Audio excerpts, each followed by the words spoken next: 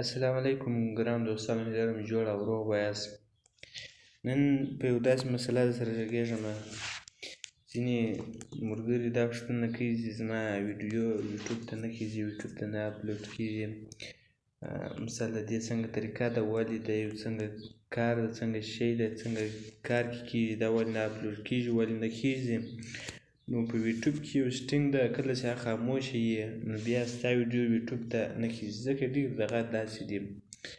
نو هلته یوټیوب والا هم داسې کوي، کله که تاسو خپل څه داسې شوي په غلطي ورغلي یاست، هغه خاموشه کړئ داسې وي.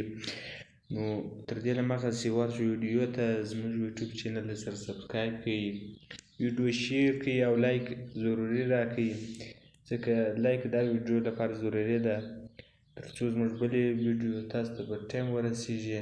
راځئ د ویډیو په طرف. اوس ګوره زه یوټیوب ته راځم،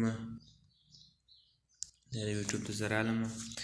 ګوره دا د یوټیوب ته چې رالې، دا ګوره یوټیوب ته اوس به راسئ، تاسې به د خپل آی ډي باندې به کلیک کړئ، تاسې کوم دغه جوړ کړې ده.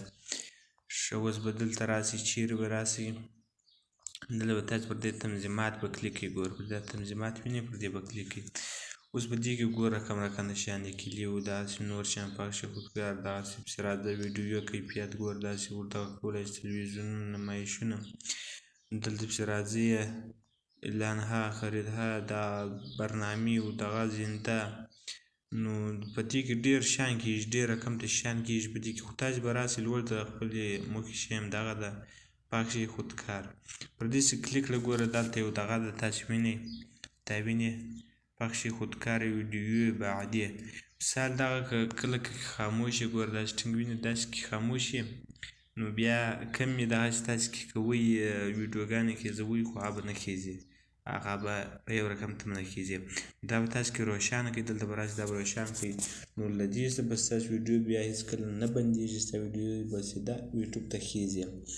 او دغه د بله خبر، مثال که یوټیوب ته ویډیو خېژوئ، یو پردی ویډیو مه اپلوډ کوئ، ځکه یوټیوب والا خپله دغه کوي. اجازه که تاسو ته نه وي، نو بیا ستاسې د یوټیوب آی ډي و، کانال و، دا ټول درته بندوي. په دې طریقه ستاسې کولی شئ چې د خپل یوټیوب ویډیوګانې پورته کړئ یوټیوب ته. نو که ویډیو خوښ شوي ویډیو ضروري ده سره شیر کړئ، څو نور دوستان له دې څخه فایده واخلي. نو بیا تر بلې ویډیو پورې د الله په امان.